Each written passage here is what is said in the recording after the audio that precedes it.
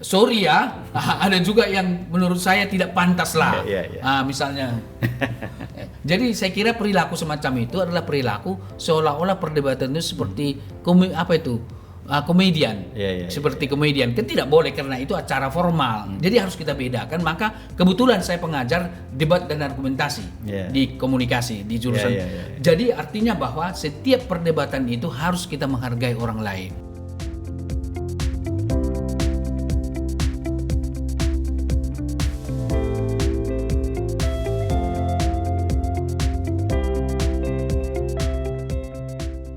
Pemirsa Gatra TV, kembali lagi di podcast Gatra Bicara.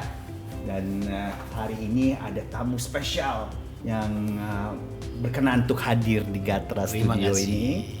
Ya, tentunya semua pada kenal dengan Bang Emrus Sihombing. Oh, saya panggilnya Bang ya? Iya, di mana-mana saya suka dipanggil Bang. Bapak ini kan doktor Emrus Sihombing, Master of Science ya. Tapi senangnya katanya memanggil abang supaya lebih akrab Emrus, ya. Bang Emrus, oke Bang. Nah sebenarnya nih bicara sama abang tuh bisa bicara macam-macam ya, karena abang ini sebagai intelektual juga sebagai pengamat komunikasi politik ya. Betul. Nah itu bisa bicara apa aja nih sebenarnya. Sudah 10 tahun lebih saya mau mendalami itu. Wah hebat luar biasa. Nah cuman kelihatannya kali ini kita persempit aja Bang. Baik. Kali ini kita ngobrol santai tentang pemilu sekarang nih yang akan dihadapi oleh penduduk Indonesia secara keseluruhan. Siapapun warga negara Indonesia dia berhak untuk memilih dan melakukan pilihan presiden pada tanggal 14 Februari nanti. Kurang lebih 2 minggu lagi nih Bang. Betul. Nah, nanti setelah itu juga ada pilkada. Jadi proses demokrasi tahun ini 2024 itu luar biasa Pak ya, banyak ini dan tentunya suasananya kita rasakan Bang ya. Nah sekarang saya pengen tahu Bang, udah banyak lah kita baca-baca tentang isu-isunya juga sekarang menjelang 2 minggu ini mulai hangat-hangatnya lagi dan sebagainya. Tapi saya ingin tahu dari seorang yang ahli dalam hal komunikasi dan politik, sebenarnya pemilu yang kali ini tuh bagaimana Bang menurut Abang? Berarti kalau majalah Batas sih main nanyanya begini Bang, sudah demokrasi kah sebenarnya gitu? Gimana Bang? Baik, di satu sisi saya akan katakan bahwa pemilu kita kali ini ada sisi positifnya. Kalau pemilu yang lalu masih kita dengar ada isu tentang eksklusivitas atas dasar katakanlah religiositas atau etnisitas. Ya betul. Tetapi pemilu kali ini tidak muncul. Ya betul. Gitu ya. Nah, justru yang muncul adalah kepentingan-kepentingan politik yang sifatnya pragmatis. Di sisi lain memang ada program, ide dan visi misi yang ditawarkan yang menurut saya 3 kandidat ini bagus semua. Tetapi yang jadi masalah adalah ketika diskusi wacana publik seolah-olah mengambil peran yang bukan perannya, yang kemudian bahwa mengkritik lawan bersaingnya yang kadang-kadang tidak proporsional. Nah, sehingga lewat batas ya. Saya kira bisa dikatakan kelewat batas atau tapi hampir kelewat batas lah gitu ya. Nah, oleh karena itulah saya pikir di sini dinamikanya saya melihat. Tetapi saya harus katakan bahwa dari sudut pluralitas pemilu kali ini bagus gitu ya. Tetapi dari sudut yang lain dan itu banyak terbongkar oleh satu media besar di Republik ini. Nggak usahlah kita sebut nama medianya kan. Ya, artinya membongkar bagaimana proses demokrasi daripada pencalonan calon nomor 2. Kalau boleh kita langsung konkretkan saja. Misalnya adalah pencalonan Gibran. Di sini banyak kritik, banyak wacana, banyak pandangan yang menurut saya tidak begitu produktif. Kita lihat misalnya keputusan daripada Mahkamah Konstitusi yang final dan mengikat itu adalah bahwa usia di bawah 40 tahun boleh jadi calon presiden atau wakil presiden dari kepala daerah. Nah, yang jadi masalah adalah ketika disebut kepala daerahnya. Tapi kalau usia boleh dong, kita setuju. Artinya generasi muda boleh memimpin bangsa ini. Tentu dengan catatan dia punya kedewasaan emosional, kedewasaan intelektual, dan kedewasaan spiritual tentunya harus dimiliki. Jadi tidak sekedar muda saja secara usia. Tapi terlepas dari situ, saya melihat bahwa calon kita yang diputuskan oleh MK itu kan seolah-olah bukan seolah-olah untuk kepala daerah saja dengan batas umur di bawah 45 tahun. Nah, inilah ketidakadilan keputusan tersebut. Emang wartawan nggak bisa jadi gubernur, wali kota. Emang dosen tidak boleh. Nggak boleh supir online. Supir online, Bang, GrabCar dan GoCar itu, Bang. Itu udah ada banyak sarjana itu. Jadi kalau kita cerita, mereka itu cerdas, pintar. Nah, contoh lain misalnya kita lihat adalah Lech Wałęsa di Polandia. Dari buruh bisa jadi presiden, gitu kan? Jadi artinya mau saya katakan harusnya keputusan Mahkamah Konstitusi itu boleh untuk semua profesi. Nah, karena difokuskan hanya untuk kepala daerah, inilah ketidakadilan. Yaitu sila kelima dari Pancasila. Nah, ada yang mengatakan, tidak menabrak konstitusi. Saya bisa buktikan bahwa menabrak konstitusi, Bang. Saya bisa jamin dan bisa bertanggung jawab secara akademik. Dan belum banyak orang mewacanakan ini. Nah, sila kelima dari lima sila dari Pancasila tersebut kan dimuat pada pembukaan Undang-Undang Dasar 45, yaitu alinea keempat. Maka disusunlah negara kesatuan berdasarkan ketuhanan Maha Esa dan yang terakhir keadilan sosial. Nah, keputusan yang dibuat itu kan tidak berkeadilan sosial. Jadi yang ditabrak itu adalah pembukaan Undang-Undang Dasar 45. Bukankah konstitusi kita dari pembukaan sampai pada penjelasan? Keterangan itu satu kesatuan tidak bisa dipisahkan. Bahkan lebih substansi pembukaan daripada pasal demi pasal. Kenapa? Karena pasal demi pasal kan dijabarkan dari pembukaan. Jadi yang ditabrak konstitusi kita pada filosofisnya, yaitu pada pembukaan Undang-Undang Dasar 45. Jadi sangat jelas. Nah, untung memang MK kita memutuskan pelanggaran etika. Jadi saya mengatakan teman-teman, MK ini menyelamatkan bangsa Indonesia lah. Jadi artinya sudah tanda kutip bahwa sudah diberikan sanksi yang tegas kepada Ketua Mahkamah Konstitusi pelanggaran etika berat. Pelanggaran etika berat itu pelanggaran etika nggak bagus loh, Bang. Betul. Nah, Oke. Tuh kan, baru satu pertanyaan. Substansinya udah banyak sekali nih. Oke, kalau boleh aku rangkum ya, berarti satu adalah pemilu yang berbeda kali ini adalah dalam hal dalam pelaksanaannya tidak memisahkan dikotomi masyarakat seperti dua pemilu yang sebelumnya. Betul. Ini adalah suatu proses yang tadi Abang bilang ada kebaikannya ya. Dalam arti kita sudah menuju ke proses kita meninggalkanlah itu. Betul, pluralitas yang ini kita sudah membangun prioritas yang lebih baik gitu. Tapi karena proses ya, Bang ya. Betul. Kita menghadapi lagi kemasalan yang lain. Ternyata pemiluan kali ini ada pemanfaatan kekuasaan.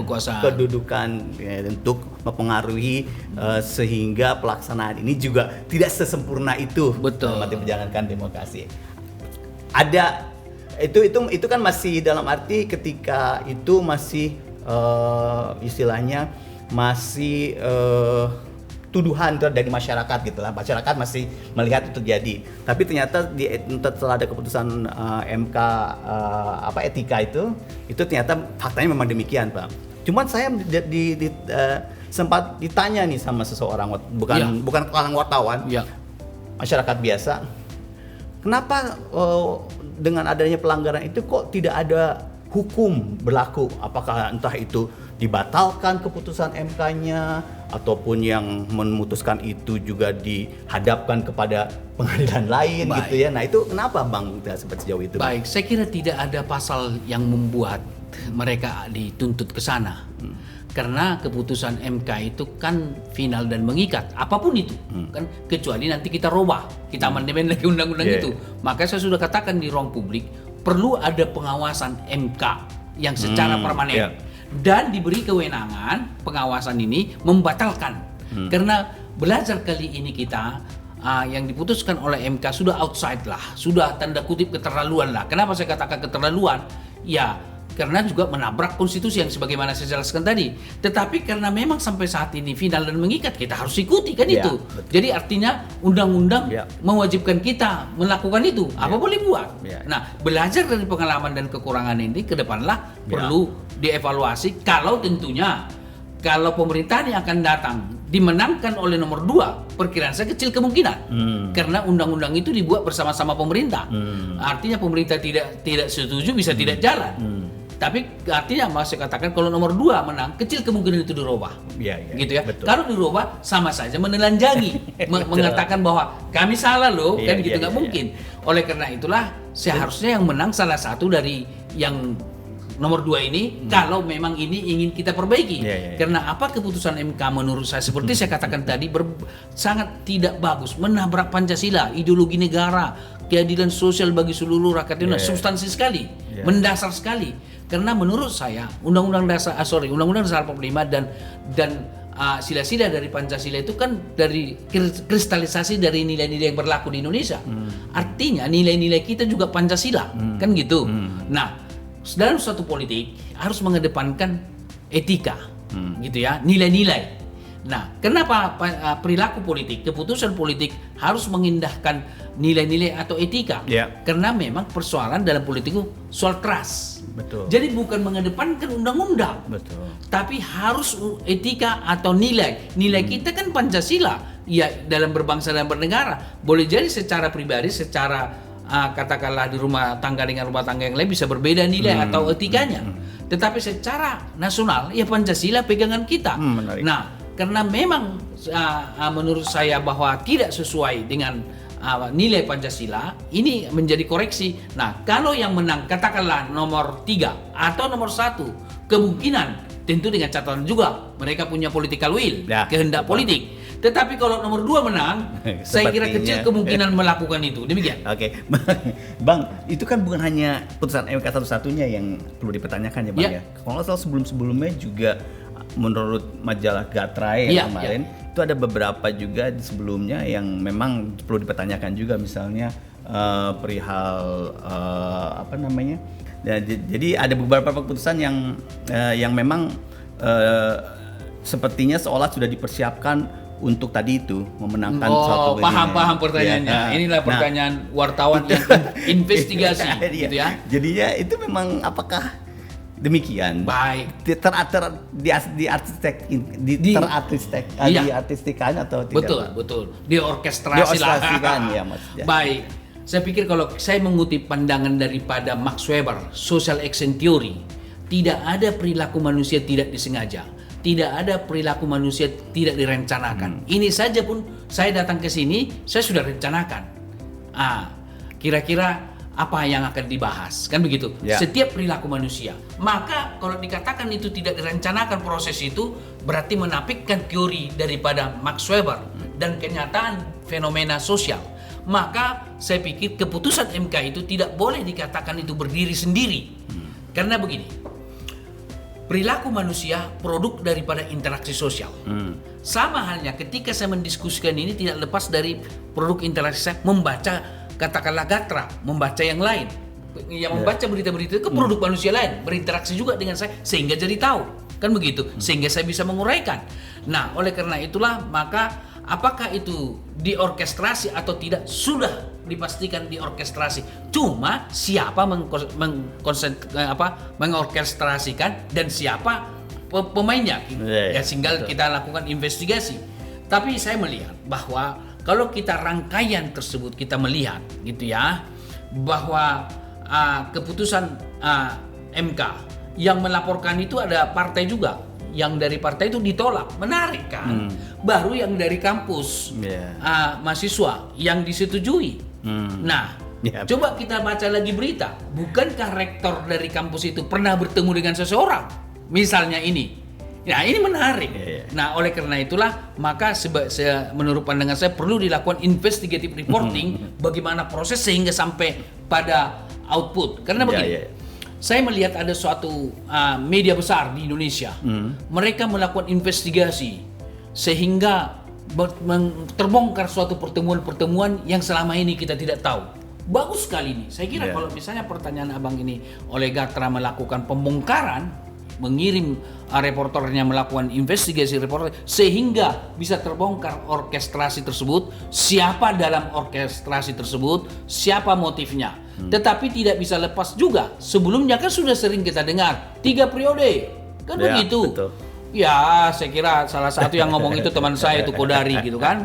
Baru salah satu dari kampung halaman saya itu LBP, ya kan. Baru ada lagi yang mengatakan bahwa perpanjang masa jabatan karena COVID. Kan begitu. Terakhir apa yang muncul? Apakah itu rangkaian saling terkait? Saya kira jawabannya melakukan penelitian atau investigasi. Yap. Nah, kemudian yang terakhir adalah ya anaknya maju. Kan begitu. Yang sebelumnya dikatakan apa? Kami tegak lurus mendukung keputusan PD. Kan ada itu. Tiba-tiba bergeser. Nah, maksud saya apakah dikatakan tegak lurus dengan partainya sebelumnya hanya sekedar membuat supaya dulu ini jalan dulu. Jadi seolah-olah ada semacam unsur supaya tenang-tenang. Padahal sudah ada desain sebelum. Nah, untuk itulah sulit untuk kita mengatakan. Betul. Tapi kemungkinan kesana terjadi, saya kira bisa hal tersebut. Oleh karena itulah teman-teman wartawan biasanya melakukan suatu hipotesis kan yang untuk digali investigasinya lebih dalam. Sudah kita Gatra itu dalam edisi yang 2 minggu yang lalu. Itu kita membicarakan memang pertanyaannya tadi hampir sama. Apakah memang benar demokrasi sudah dijalankan di Indonesia ini? Nah, kita pesta, kita kan bukan sembarang negara, Bang ya. Baik. Kita tuh negara demokrasi terbesar ketiga ya di dunia ini. Jadi kita harus merepresentasikan demokrasi itu setelah Amerika dan India. Betul. Dan kita harus bisa merepresentasikan dengan benar gitu. Tapi pernyataan Presiden Jokowi yang mengatakan bahwa Presiden memang tidak dilarang untuk berkampanye. Itu menarik. Nah, ini apakah praktek ini hanya di Indonesia atau memang secara global di negara demokrasi seperti itu, Bang? Baik. Kalau negara demokrasi di dunia tidak ada yang sama persis. Pasti berbeda. Gitu ya. Pasti ada kekhasan daripada nilai-nilai suatu negara. Misalnya demokrasi yang ada di Inggris tidak sama dengan di Amerika Serikat, gitu ya, karena ada juga kerajaan di sana. Tetapi apapun yang terjadi di Inggris itulah yang terbaik buat mereka. Dan mereka menghormati rajanya dan rajanya mensejahterakan rakyatnya. Tidak bikin katakanlah menyusahkan rakyatnya, sehingga orang Inggris pasti suka dengan rajanya karena dia bertindak, berperilaku dan membuat suatu katakanlah keputusan di kerajaan untuk rakyatnya. Maka raja atau ratu Inggris itu dicintai oleh rakyatnya, kan begitu. Nah, beda kalau misalnya di negara kita, di Indonesia, gitu ya, tidak seperti itu, atau di Amerika Serikat. Maka ciri atau praktek demokrasi setiap negara pasti berbeda sekalipun dikatakan dari rakyat oleh rakyat untuk rakyat. Prakteknya tidak akan sama. Nah, bagaimana di Indonesia? Khusus dalam pencalonan ini, gitu ya, kita bahas dalam fokus pencalonan ini. Saya mengutip pandangan, kalau tidak salah saya mohon dikoreksi nanti, yaitu demokrasi seolah-olah. Saya kira pernah dikatakan oleh Pak Gus Dur, kalau nggak salah ya, demokrasi seolah-olah. Tolong nanti dicek gitu. Nah, bukankah kita demokrasi seolah-olah? Padahal menurut saya, kalau kita benar-benar dalam pemilu itu demokrasi, ya sudah sesuai konstitusi aja dulu lah. Gak usah lagi misalnya katakanlah mengajukan judicial review misalnya, atau katakanlah merubah undang-undang itu. Kalaupun itu diajukan, sejatinya Mahkamah Konstitusi memutuskan supaya negarawan itu berlaku untuk yang akan datang. Jangan berlaku saat ini. Ada kebijakan, ada bijak seperti itu. Dan kemudian keputusan itu harusnya berlaku untuk semua profesi, tidak hanya untuk kepala daerah. Tapi apa yang terjadi? Kan diputuskan dalam berlaku sekarang, gitu kan? Mau tak mau karena itu keputusan mereka kita lakukan. Maka saya mengatakan demokrasi di Indonesia, utamanya di dalam pelaksanaan daripada kepemiluan kita, pencalonan dan lain sebagainya, saya lebih cenderung berkesimpulan demokrasi seolah-olah, atau secara akademik disebut sebagai demokrasi prosedural. Seolah-olah sudah prosedural. Prosedurnya apa? Diajukan ke Mahkamah Konstitusi, lalu Mahkamah Konstitusi memutuskan. Padahal demokrasi yang bagus adalah demokrasi substansial. Nah, kalau demokrasi substansial misalnya, kalau bicara substansial, harusnya Mahkamah Konstitusi, kalaupun harus memutuskan itu, berlaku untuk periode yang akan datang. Artinya pemilu presiden bisa kan dibuat seperti itu, suatu catatan. Dan yang kedua, kalau memang substansial, berlaku untuk semua profesi. Jangan hanya kepala daerah. Sorry ya Bang, kalau misalnya untuk kepala daerah Bang, emang kepala daerah kalau misalnya kemampuan diadu dengan wartawan, sorry Bang, alah nggak kalah lah kita dengan kepala daerah itu. Nggak Superman bang, juga mereka. Ratusan mereka diproses di KPK kan karena korupsi. Enggak juga lah.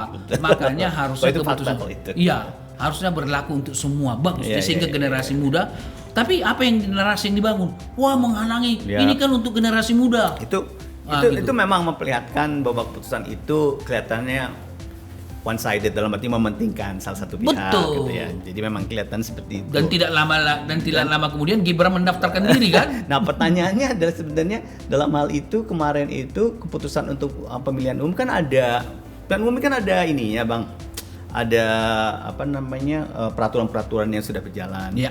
player-player siapa aja yang harus melakukan Ya. ini dan melakukan itu gitu. Apakah dalam hal keputusan kemarin itu memang MK atau cukup sampai ke pelaksana pemilu? Apakah memang harus MK? Kalau nggak salah kan sudah ada jalurnya, di mana yang dalam hal pemilihan umum itu yang memutuskan adalah Banwaslu ataupun juga Betul, setuju. KPU. Tapi kalau itu dipakai Bawaslu atau KPU, ya tentu berbasis kepada peraturan. Gibran tidak memenuhi syarat. Kan begitu. Yeah. Nah, cuma yang memutuskan itu, yang punya kewenangan otoritas kan MK. Maka melalui MK dulu yang mengajukan itu loh. Tapi kalau misalnya kita katakan apakah itu keinginan dari Gibran, susah membuktikan, gitu kan. Tapi apakah ada komunikasi? Maka dalam komunikasi ada panggung belakang, panggung depan. Adakah komunikasi panggung belakang? Saya kira biarkan saja mereka untuk mengatakan itu.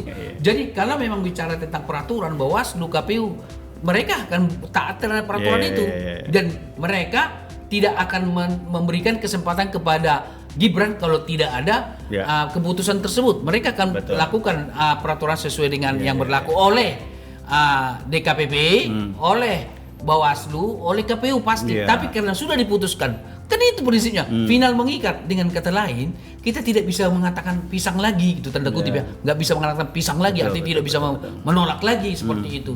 Itulah makanya saya katakan perlu kita evaluasi lah kewenangan daripada Mahkamah Konstitusi nanti, dibentuk Dewan Kehormatan yang punya kewenangan membatalkan keputusan MK tersebut kalau memang itu menyangkut tentang kepentingan bangsa dan negara. Demikian. Betul. Oke, betul Bang. Ini aku lihat tadi Bang, memang Gus Dur yang mengatakan dia bukan tidak seolah-olah itu ya. Iya. Oke. Ini Bang, untuk dalam hal pemilihan umum yang sekarang, Pilpres ini ada suatu format debat. Jadi selain berkampanye, ini itu juga ada format debat ini Bang. Nah, format debat ini kalau menurut Abang sebagai seorang ahli komunikasi Bang ya, ini di Indonesia ini cocok untuk dilakukan, bermanfaat buat publik, atau ada format lain yang mungkin bisa menggantikannya? Kalau saya pribadi lihatnya, iya, pada suatu saat bisa menyampaikan atau memperkenalkan para kontestan ya dalam pemilihan umum. Tapi kok masih kurang ya untuk mendapatkan informasi yang benar-benar gitu, programnya kah atau visinya itu masih, menurut saya masih belum dapat sepenuhnya, belum jelas tersampaikan gitu. Gimana Bang menurut Abang ini? Baik, saya pikir format debat tetap dibutuhkan. Tetapi tidak hanya format debat, berarti kampanye juga ada. Pertemuan-pertemuan katakanlah di lapangan massa boleh juga dan dilakukan sekarang ini ya, dan diskusi-diskusi di sosial media dan lain-lain. Kenapa? Semakin banyak bentuk format yang kita lakukan, semakin bisa pesan itu tersampaikan kepada publik, gitu ya. Itu satu. Nah, kita fokus kepada debat sebagai salah satu format, tapi bukan satu-satunya format, begitu ya. Bisa nggak format lain nanti ditambahkan? Bisa saja. Misalnya di luar kampanye, pertemuan akbar, misalnya katakanlah dan di sosial media, baru kemudian ada debat. Ada lagi misalnya kalau andaikan kita berpikir kreatif, kenapa tidak dilakukan misalnya pertemuan antar para paslon sesama mereka, minum kopi setiap sekali seminggu. Bagus sekali kan? Pertemuan di antara mereka, bercanda bersenda gurau, kan bisa mendinginkan suasana, gitu kan? Tapi di situ mereka tidak bicara program, tetapi bicara mereka itu adalah sebagai sahabat, tetapi mereka sudah orang tahu bahwa mereka itu sosok calon presiden, menjadi sekaligus menjadi teladan. Itu misalnya format atau format-format lain. Nah, kita fokus kepada perdebatan, gitu ya. Menurut saya ini tetap harus dibutuhkan sebagai suatu negara demokrasi. Kenapa? Karena dari sinilah rakyat tahu kompetensi daripada seseorang itu, menguasai materi atau tidak, gitu ya. Karena memang ketika perdebatan itu kita tahu persis loh kemampuan seseorang dari kedewasaan emosionalnya. Tidak usah aku sebutlah salah satu kandidat lah. Kedewasaan emosional, kedewasaan intelektual, kedewasaan spiritual. Bisa kita nilai dulu di situ. Spiritual juga bisa ya? Oh bisa. Kenapa? Misalnya contoh, izinkan saya tidak karena mengutip gitu ya. Kan Pak Mahfud mengatakan Tuhan, manusia, alam. Ada 3 hal dilakukan. Artinya bahwa segala sesuatu kita harus merujuk ke Tuhan. Iya kan, sebagai katakanlah pedoman hidup kita. Karena Pancasila juga mengajarkan ketuhanan yang Maha Esa. Maka tidak boleh kita mengembangkan manusia yang bertentangan dengan keinginan Tuhan. Tidak boleh kita mengelola alam yang ketiga tadi bertentangan dengan Tuhan. Karena Tuhan mengajarkan apapun kitab suci kita tidak boleh merusak lingkungan. Misalnya seperti itu. Apa yang terjadi? Misalnya, ada nggak kerusakan lingkungan? Nah, sekarang perdebatan kita lihat di dalam katakanlah dalam diskusi itu kan ada tambang ilegal. Tambang ilegal kan itu merusak lingkungan gitu ya. Karena bagaimanapun saya sudah kunjungi itu Bang di Kalimantan Selatan dulu. Jadi sudah ditambang ini ilegal ini dikeluarin, diambil batu baranya lalu pemasukan betul tergenang. Nah, kalaupun di tambang ilegal saja pun memasukkan tanahnya diadun lagi, harusnya tanah yang di bawah, tanah yang di tengah, tanah yang di atas harusnya di atas supaya tetap subur. Ini main masukin saja, apalagi yang ilegal itu menjadi kolam renang gitu tanda kutip gitu ya. Nah ini jadi artinya apa yang mau saya katakan bahwa debat itu sangat diperlukan sehingga kita melihat arahnya kemana ini. Misalnya contoh. Katakanlah perdebatan misalnya katakanlah di bidang pemberantasan korupsi misalnya. Siapa yang punya komitmen? Sosok siapa yang memang bisa representasi daripada pemberantasan korupsi? Karena pemberantasan korupsi diperlukan keberanian. Karena terkait dengan kekuatan sosial, mungkin kekuatan bahkan ada kan disebut ada aparat di belakangnya gitu ya. Nah, bisalah didefinisikan itu aparat gitu kan. Nah, oleh karena itulah maka menurut saya kita lihat baru perdebatan berikutnya kita lihat siapa yang menghormati orang lain. Karena bagaimanapun kita tahu karakter kesantunan misalnya seperti itu. Rakyat bisa tahu dari perdebatan itu. Tapi ada orang berpendapat bahwa apakah itu menggeser suara? Nah, kan begitu. Itu. Ini pertanyaan sangat bagus sekali. Dan yang pertanyaan lagi saya nyambung pertanyaan itu adalah siapa sekarang yang menurut Abang yang memanfaatkan perdebatan ini untuk meraih suara? Baik. Kalau memanfaatkan tiga-tiganya memanfaatkan. Lalu yang siapa pemenangnya di ruang publik kan begitu. Yang lebih memanfaatkannya lah kalau menangnya. Artinya dari hasil perdebatan itu siapa yang mendapat dukungan. Akan gitu. Nah, kalau kita lihat kepada analisis sentimen gitu ya. Begitu selesai perdebatan, anggaplah yang terakhir kemarin. Kalau yang lain juga boleh juga. Tapi satu aja yang saya ingat datanya. Yang mendapat sentimen positif itu Mahfud MD. Cawapres ini ya? Debat terakhir kan Cawapres. 80,sekian% kok. Tetapi sangat rasional juga. Karena kita lihat perdebatan itu ada yang sorry ya, ada juga yang menurut saya tidak pantas lah. Misalnya. Jadi saya kira perilaku semacam itu adalah perilaku seolah-olah perdebatan itu seperti komedian, seperti komedian. Kan tidak boleh karena itu acara formal. Jadi harus kita bedakan. Maka kebetulan saya pengajar debat dan argumentasi di komunikasi di jurusan. Jadi artinya bahwa setiap perdebatan itu harus kita menghargai orang lain. Etika harus kita kedepankan. Tidak boleh merendahkan orang lain. Itu prinsip itu. Maka saya katakan ke mahasiswa saya, ketika Anda debat bukan materinya yang terutama kalian kuasai. Kenapa? Adalah etika menghormati. Karena Anda berhadapan bukan dengan lawan debat, debater lain, bukan. Anda halayak, Anda penonton. Jadi yang dibayangkan di kepala kita adalah bukan kita berhadapan dengan lawan kita, bagaimana menjatuhkan, mengalahkan, membuat dia terpojok dan bukan begitu. Sasaran kita adalah pendengar atau penonton. Sejauh mana kita memikat perhatian mereka. Maka kalau kata orang begini, debat presiden saling menjatuhkan, bukan. Kalau kita jatuhkan justru tidak simpati dulu kepada kita. Nah, itu dari survei begitu, Pak. Betul. Di Indonesia jadi seperti tidak itu. Boleh. Nah, rugi karena halayak menilai tidak dihormati atau tidak sopan atau tidak argumentatif, tidak berdasarkan fakta. Maka begitu selesai ngebully orang. Betul. Maka pasca perdebatan muncul semua di sosial media kan, yang macam-macam lah muncul itu kan. Nah, saya kira pernah, nggak usah lah kita sebut lah. Yang paling menarik itu yang dikatai oleh Mas Butet kata Rejasa. Dia bilang itu saya ini pelakon, jadi saya tahu mana bahasa tubuh yang yang latihan, mana yang spontanitas dan tulus. Nah, itu pasti tahu lah dia.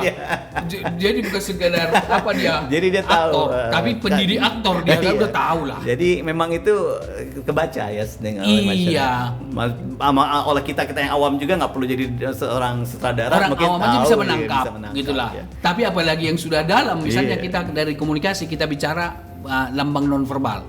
Dari nonverbal bisa kita tahu kok, karena ada makna menganalisis lambang verbal dan nonverbal. Dalam hal ini nonverbal ada kita pakai adalah teori Saussure, melihat makna daripada pesan itu, baru sinkronisasi dari makna satu dengan makna yang lain.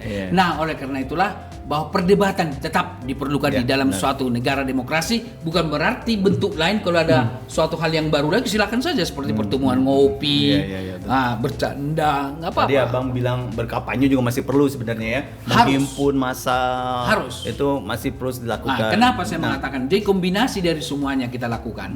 Karena komunikasi akan efektif jika kita pakai semua model-model komunikasi tersebut. Karena ada ikatan emosional itu ketika misalnya kampanye massal yang sedang berlangsung sekarang, itu kadang-kadang ada orang puas loh.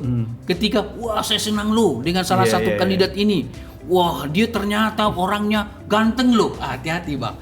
Ibu-ibu kadang-kadang atau perempuan kadang-kadang sebagai manusia wajar lah melihat materinya, programnya bisa juga, tapi ada sebagian melihat gantengnya, kan salah loh, gantengnya nggak salah, karena itu natural, fisik, natural, natural. Siapa yang sopan, tapi kalau ganteng tak sopan pula, saya kira ditinggal juga.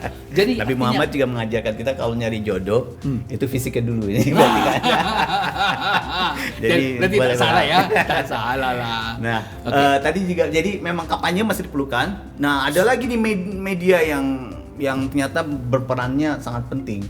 Media sosial, Bang. Oh iya. Nah, media sosial ini ya secara ini merusak ya, melengkapi lah tatanan proses demokrasi ini dengan caranya sendiri tentunya. Itu ada, kalau Abang lihatnya ada positifnya dan negatifnya nggak? Kalau dalam hal ini ya tentunya pasti ada lah dua hal itu, tapi mana yang lebih baik? Saya pikir dua-duanya berjalan, melengkapi, menyempurnakan, atau sebagai tools of demokrasi karena dia menjadi kebebasan berpendapat, bisa diekspresikan oleh setiap orang yang punya, karena akun sosial kan murah, tak berbayar kan. Begitu, jadi kesempatan. Tapi di sisi lain, bahwa jangan salah, sosial media bisa dimanfaatkan orang yang tidak mengerti sosial media. Artinya kalau Gatra misalnya, dia kan ada gatekeeping proses, ada agenda setting, ada framing, ada etika. Semua harus melalui proses. Jadi setiap bahan berita ditulis oleh wartawan sampai dikeluarkan itu kan ada proses. Di situ ketat sekali, profesional. Etika jurnalisme yang dijalankan. Tetapi orang yang punya sosial media dia nggak mengerti jurnalistik. Apa yang dia peliputnya, dia menyebarkan. Jadi dikeluarkan saja begitu gitu ya. Nah kemudian adalah sosial media juga bisa nggak satu orang dia bisa memiliki akun sosial media beberapa. Nah dia buat, yaitu berdebat satu dengan yang lain, padahal dia sendiri yang mengendalikan. Nah, seolah-olah ini dilemah, pesannya dilemahkan, akhirnya ini yang menang. Misalnya dalam rekayasa pendapat itu bisa bisa diciptakan ya. Bisa, karena itu dasar teorinya ada. Social construction theory, yaitu Peter Bezer dan Thomas Lackman. Itu. Nah, bagaimana mengkonstruksi pesan itu, menciptakan realitas sosial. Sama dengan apa? Coba ada pandangan yang mengatakan mitologi Jokowi. Ada pernah baca itu? Saya belum. Ada 5 itu. Aku ingat. Dimitoskan aja seperti itu gitu loh. Bahwa orang sederhana bla bla bla. Karena memang realitas itu bentukan. Bisa dibentuk kok. Jadi saya ini atau Abang bisa kita bentuk sebagai cowok yang ganteng. Karena memang diwacanakan gitulah. Itu image building itu ya Bang? Iya betul, salah satu bentuknya adalah image building, membangun image. Tetapi lebih jauh dari situ, image building ini membangun image ini pada level yang objektif, kuantitatif, yang sifatnya stimulus respon. Ini baru ini. Tetapi yang paling dalam adalah tidak sadar bahwa kita telah sedang dibentuk. Nah itu. Jadi tidak sadar kita sedang dijajah, tidak sadar kita sedang dikendalikan. Itulah social construction theory. Sehingga maka nggak usah heran, saudara-saudaraku di kampung sana, pokoknya calon ini, pokoknya karena sudah dibentuk selama ini. Betul. Gitu kan? Itu ada di filmnya di Netflix itu ya Bang, yang media sosial itu yang bagus itu ya. Nah, sekarang ada tambahan sedikit Bang. Di samping itu boleh nggak kemungkinan sosial media ini dikendalikan oleh kapitalis? Belum kan? Sangat mungkin. Analisisnya Bang. begini, Bang. Nah, Sangat silakan mungkin dong, Bang. mohon wartawan melakukan investigasi. Anggaplah saya konglomerat itu bangun gedung 10 tingkat. Masing-masing tingkat 10 komputer. Tak 10 atau 100 komputer lah. Nah, karyawannya setiap tingkat save-savean. Jadi 300 di sini, 300 di sini sampai 10 tingkat. Mereka setiap komputer mengendalikan sekian sosial media. Ya. Bisa nggak diciptakan realitas sosial? Tergantung mereka. Sudah terjadi bukan, Bang? Wah, saya nggak bisa jawab. Tetapi secara hipotetis, bisakah terjadi itu? Bisa. Nah, kalau saya katakan sudah terjadi, nanti ditagih saya, mana datanya. Justru saya menitipkan kepada abang, melakukan investigasi. Jangan-jangan di jalan, jangan ada di jalan Simatupang itu.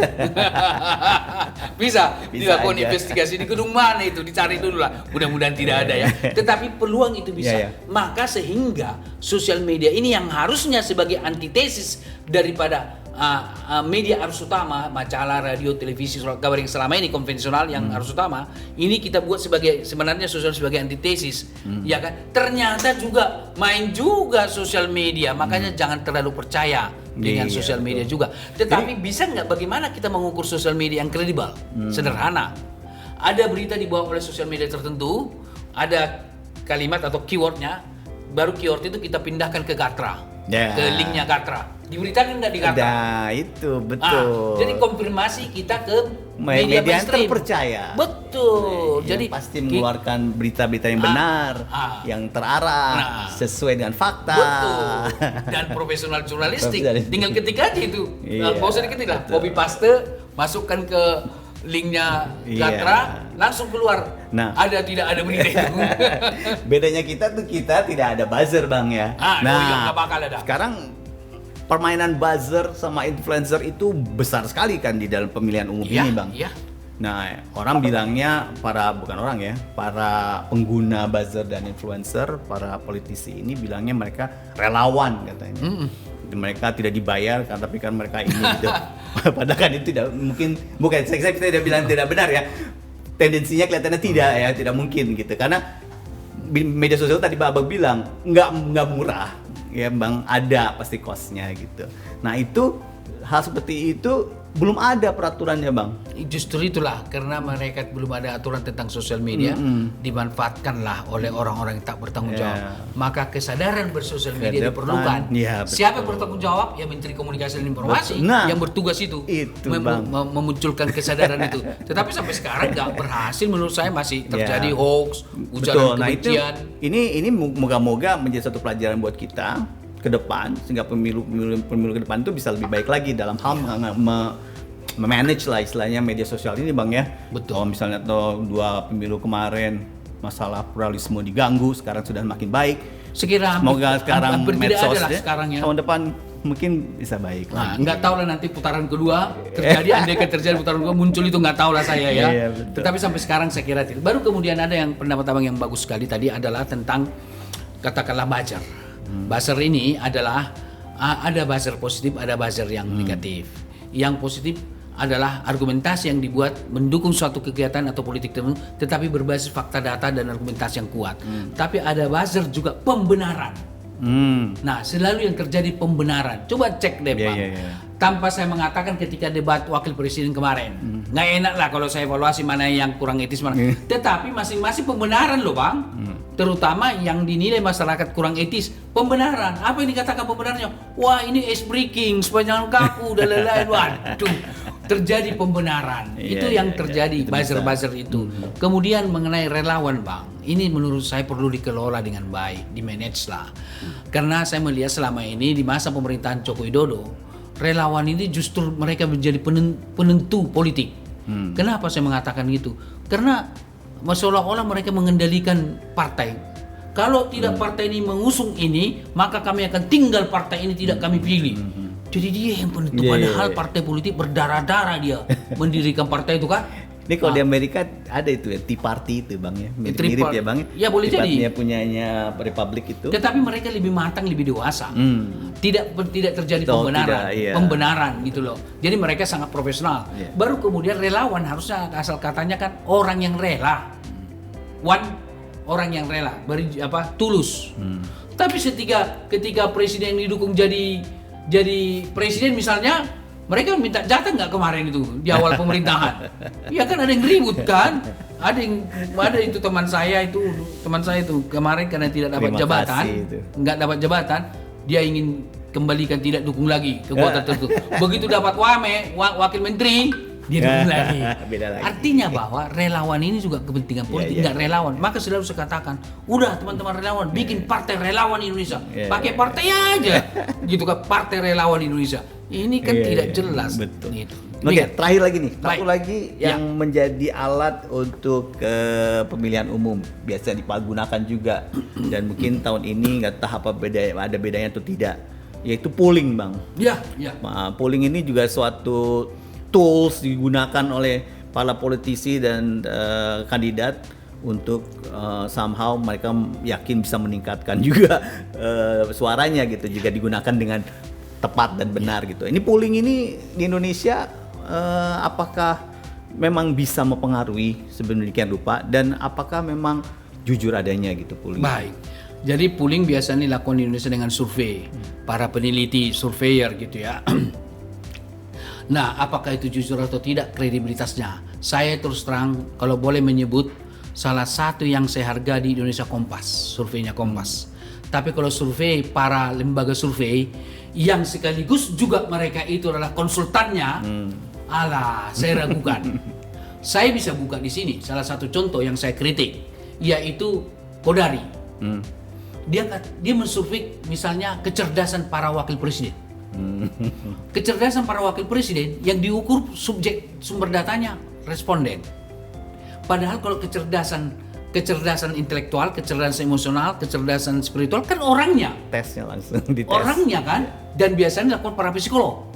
Apakah misalnya abang termasuk yang cerdas atau saya tanya orang lain, sangat tidak pas. Harus abang. Tapi Kodari menanya orang lain. Saya kritik tuh, kami berdebat habis itu di CNN TV. Wah, saya 20 tahun menjadi surveyor, abang tidak punya pengalaman. Ayo kita debat metodologi. Artinya apa? Variabelnya apa? Sumber datanya apa? Harus kok related dan digunakan akal sehat juga.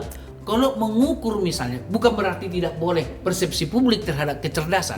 Tetapi bisa juga, atau bukan bisa juga, lebih pas, bukan lebih bisa juga, lebih pas orang yang bersangkutan. Betul. Yang kita ukur. Jadi artinya, ketika itu diukur dari persepsi orang, dipublikasikan, yang menang siapa? Lebih cerdas, Gibran, Bang. Sudahlah, nggak usah saya kritik lagi lah. Gibran tertinggi kan questionable kita juga lah. Karena apa? Hasil penelitian ilmiah bisa nggak kita pertanyakan ulang? Iya kan? Saya pengajar metodologi. Jadi ada suatu hubungan antar variabel bisa bentuk itu faktor kebetulan terjadi. Maka logika harus kita mainkan. Contoh deh, misalnya hubungan antara panjang rambut dengan IQ boleh bisa terjadi loh. Kebetulan pendek rambutnya ini dan yang diteliti di situ IQ-nya rendah.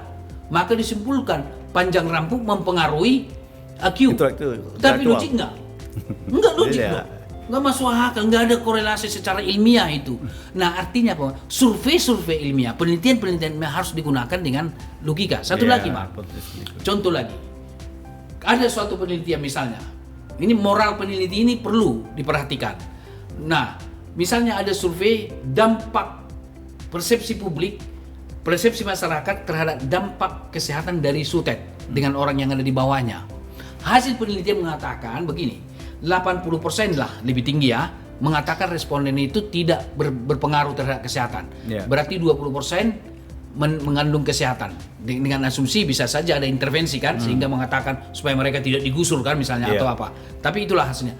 Nah, bisa nggak disimpulkan mayoritas masyarakat di situ 80% menyatakan tidak berpengaruh. Iya kan? Iya, pas dalam pernyataan tadi bisa bisa kan nggak salah. Kalau kita bicara moral ilmiah, harusnya jawabnya apa? Masih ada 20% masyarakat mengatakan mempengaruhi. Jadi moral ilmiah itu harus kita kedepankan. Jangan ilmiah juga nggak secara 80% betul mayoritas. Kesimpulan orang, nggak berpengaruh. Kan begitu. Nah, yang kalau jadi seorang researcher itu harus mengedepankan nilai dan moral. Masih ada. Jadi harus begitu kesimpulannya. Jadi untuk mendokrak si 20% itu terlibat. Tanggung jawab moral itu harus dikedepankan. Nah, para surveyor Coba perhatikan, salah satu di antaranya, pernah nggak mereka mengatakan metodologinya? Langsung hasil. Baru kedua, lebih cenderung hasil. Pernah nggak mereka mengatakan siapa penyandang dananya? Nggak ada itu. Nah, sedangkan untuk survei pasti butuh dana. Iya, tapi ada juga mengatakan dana dari kantong kami sendiri katanya kan, dana dari katakanlah apa istilah itu, dari orang yang berbaik hati lah dengan bahasa ketuhanan ya. Nah, pertanyaan kriteria kita, kalau dia dana dari kantong sendiri, kok dia berpihak kepada salah satu kandidat? Kantong sendiri berarti netral loh. Tapi nyatanya apa? Ada nggak survei yang mendukung pada salah satu kandidat? Ada bang. Ini maka terus terang saya mengatakan diperlukan Dewan Pengawas Surveyor. Dewan Pengawas Surveyor ini, jadi setiap sebelum disampaikan ke publik dicek dulu oleh Dewan. Censorship istilahnya. Iya, censorshipnya. Jadi metodologinya khususnya. Ya, metodologinya dan bang, saya terus terang metodologi bisa dimainkan. Nah, contoh. Begini. Metodologi tapi kan sudah scientific bang. Scientific, tapi bisa dimainkan. Gini, saya surveyor, abang calon presiden dan satu lagi calon presiden, saingan abang. Kuesioner saya susun merata ke kiri. Abang selalu di depan, baru di kanan ini saingan abang. Secara psikologis orang yang belum menentukan pilihan akan milih yang di depan sebelah kiri. Pusing, cek klik sajalah. Gitu. Ambil gampangnya. Tapi orang yang sudah memilih akan dibaca. Ini atau yang ini. Yang tidak punya pilihan, maka selalu dibuat dah. Yang didukung ini, si survei ini dibuat di sebelah kiri. Kecenderungan kan cross aja. Karena tidak ada pilihan lain misalnya. Atau ada pun pilihan lain, lebih capek menulis, lebih baik di sini. Itu psikologi. Kalau urutannya ke bawah, selalu dia di atas. Orang kecenderung mengisi di atas bagi yang tidak punya keputusan. Nah ini penggiringan juga. Makanya jawaban itu harus diacak. Kadang-kadang di bawah, kadang-kadang diacak secara sempurna. Nah, ada yang melakukan pengacakan, ada yang melakukan tidak pengacakan. Baru kemudian bang. Makanya ini baru itu metodologinya menarik. Salah satu. Baru kemudian adalah di lapangan. Disiram hujan dulu, baru disurvei. Siram hujan dulu tanda kutip gitu ya. Baru disurvei. Nah, saya sebagai katakanlah punya kekuasaan. Saya punya calon kuat gitu kan, yang kudukung. Nah, abang sebagai surveyor, saya bisa tahu siapa responden abang di seluruh Indonesia. Dapat data saya, udah saya siram dulu, baru disurvei. Karena saya dapat informasi, tim saya mendapat informasi bahwa abang tanggal sekian akan survei. Ku siram dulu hujan dia. Iya. Jadi masih bisa banyak hal perilaku surveyor. Tapi saya mohon maaf, saya harus katakan Kompas yang terbaik di Indonesia. Saya kira lebih bisa saya terima lah dibanding lembaga survei lainnya. Pada intinya adalah polling pun kita masyarakat harus hati-hati. Betul. Tapi bisa kita lihat lembaga survei yang kredibel. Melihatlah lembaga survei yang kredibel yang sudah lama dan tidak punya kepentingan. Betul. Tapi satu sisi lembaga survei itu hanya sesaat.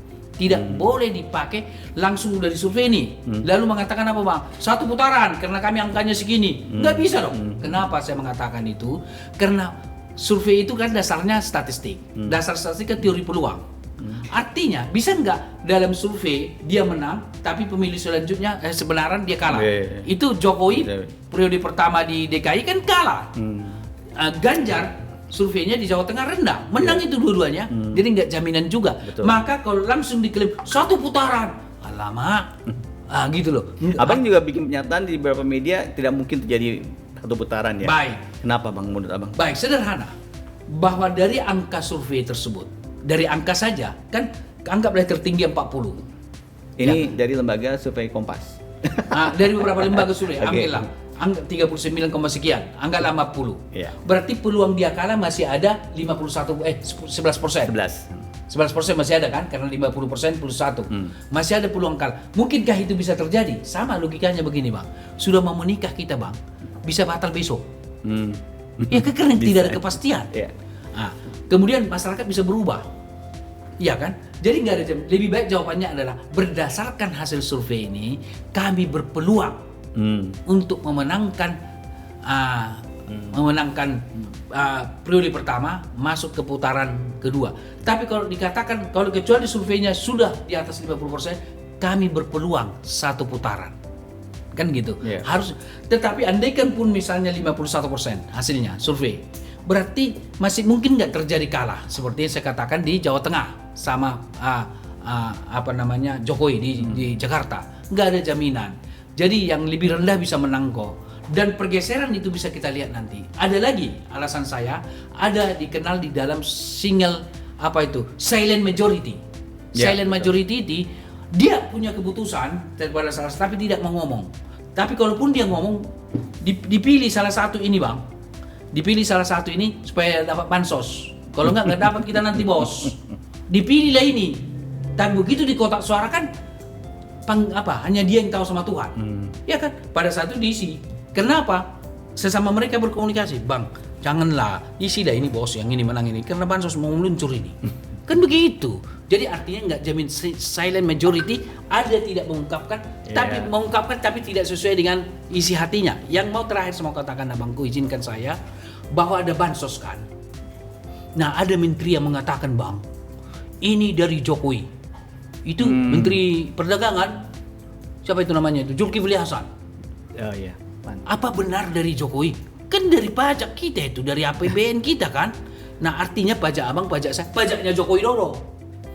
Artinya uang itu bukan dari Joko Widodo. Dan itu keputusan undang-undang. Keputusan undang-undang bukan Joko Widodo yang buat, pemerintah bersama dengan artinya masyarakat. Nah kalau kita pakai logikanya bahwa bahwa bansos itu dari Joko Widodo, logikanya berarti pajak Joko Widodo dong. Pajak itu semua dari Joko Widodo dong semua. Jangan hanya kalau bansos dari Joko Widodo, harusnya pajak Indonesia semua yang nanggung Pak Joko Widodo. Kan begitu. Nah, logika terakhir lagi, utang kita yang dibuat oleh Joko Widodo, utangnya Joko Widodo. Jadi artinya Zulkifli Hasan itu tidak bagus untuk Pak Joko Widodo. Blunder itu untuk presiden. Nggak boleh itu diucapkan. Sebaiknya apa? Ini adalah dari undang-undang. Ada uang kita. Titipan masyarakat buat teman-teman semua. Coba bayangkan bang. Maka saya udah bilang itu di berbagai media itu. Jadi utang kita yang kita dibuat masa pemerintahan Joko Widodo aja, utang itu bukan utang kita itu. Utangnya Joko Widodo karena bansos dari Joko Widodo. Makanya logika-logika itu tidak terpikir orang gitu seperti itu. Nah, tapi maklumlah, kadang-kadang para pejabat kita ini kan, kita bersyukur kepada Tuhan. Semangat inilah, semangat demokrasi gitu. Kita bersyukur kepada Tuhan diberikan kita sempat berpendidikan gitu kan. Atau mereka bukan tidak tahu, memang itu kepentingan politiknya. Demikian abangku.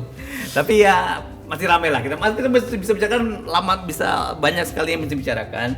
Tapi mungkin waktu tidak mengizinkan. Kita masih bisa bicarakan masalah debat berikutnya nih yang terakhir bang. Yang terakhir itu debatnya mungkin abang ada penerawangan kira-kira bakal bagaimana nih, karena posisinya sekarang kan berubah-ubah bang ya, dalam arti ya tadi tuh abang bilang setelah debat yang kemarin tiba-tiba ada satu kandidat yang lebih diapresiasi oleh masyarakat pada debatnya itu sebagainya gitu. Ini berubah-ubah nih. Dinamikanya juga terus berjalan nih sampai nanti 2 minggu belakangan ini. Seperti halnya maaf, kita dapat berita barusan Pak Mahfud mundurkan diri. Nggak tahu belum informasinya sebetulnya ada berita bahwa beliau akan mundur dari kabinet. Jadi dinamika masih berjalan. Tapi kira-kira debat nanti terakhir di hari Minggu ini bakal seperti apa bang? Menurut abang, apakah ada satu kandidat yang agresif, yang karena merasa terancam dengan posisinya, atau ada yang nanti nari-nari lagi? Sepet masih ada kah? Nah, bagaimana bang? Kalau saya berhipotesa berangkat dari debat 1, 2, 3, dan 4, mereka pasti mengevaluasi. Karena sekali mereka tidak sesuai etika, tidak sesuai dengan logikal, tidak sesuai dengan katakanlah kebiasaan lazimnya perdebatan, yang rugi mereka. Jadi rakyat yang menilai. Maka itu saya berhipotesa mereka akan lebih tenang besok karena ini terakhir, lebih soft gitu ya, tidak lagi menyerang karena sekali mereka menyerang salah sendiri karena penilaian masyarakat yang tidak bagus. Jadi betul. Saya mau menyampaikan pesan kepada teman-teman debater nanti, saya menyarankan ingat bahwa audiens Anda adalah penonton atau seluruh rakyat, bukan lawan debat. Saya ulangi, bukan lawan debat. Oleh karena itulah berperilakulah sopan, berargumentasilah yang logik dan saling menghormati satu dengan yang lain. kemukakan istilah-istilah tidak sifatnya seperti cerdas cermat menguji lawan, tidak bagus itu. Jadi kan bisa jadi anti klimaks jadi Bang. Semua nggak ada pada mau bicara, pada sopan semua. Mau bicara, tetapi akhirnya mereka paling sopan santun karena memang tajam tetap tajam, tetapi argumentatif. Karena apa? Mereka sadar bahwa mereka akan rugi. Sederhana melihatnya. Debat keempat kemarin, yang rugi siapa? Paling rendah siapa? Nggak enak lah saya sebut. Tapi tertinggi boleh dong, yaitu Ganjar Mahfud, sentimen positifnya. Nah, maukah mereka lagi mengulangi itu supaya lebih rendah lagi?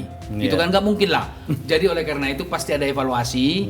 Tetapi bisa saja begini, spontanitas, tak terkendali, tiba-tiba muncul emosional seseorang. Mudah-mudahan saya mengharapkan itu tidak terjadi lagi. Ini saran saya. Mudah-mudahan kita punya dialog kita ini ditonton. Saya menyarankan kepada semua debater, audiens Anda yang Anda rebut adalah masyarakat, bukan lawan debat. Iya, betul Bang.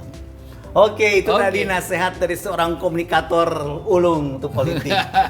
Namanya apa? Komunikolog. Komunikolog ya sekarang. Sedikit boleh jelaskan itu? Boleh. Jadi kan ada sosiolog, ilmuwan sosiologi. Ilmuwan sosiologi. Psikologi, psikolog. Tentang psikolognya. Ilmu sosiologi tentang jiwa. Komunikasi, ilmuwan komunikasi, komunikolog, ilmuwan komunikasi. Dan kami ada komunitas itu, salah satu di situ ada Effendi Ghazali. Nah, ini belum memasyarakat istilah ini. Menurut pandangan saya dengan segala kerendahan hati, saya pertama kali mempublikasikan itu ke ruang publik, tapi direspon oleh orang. Tapi kalaupun ada orang lain, saya juga mengangkat topik kepada mereka, sehingga saya kemukakan komunikolog berbasis kepada sosiolog dan psikolog, gitu. Sehingga kami ada komunitas itu, di mana di situ adalah ada Effendi Ghazali di dalam itu. Luar biasa.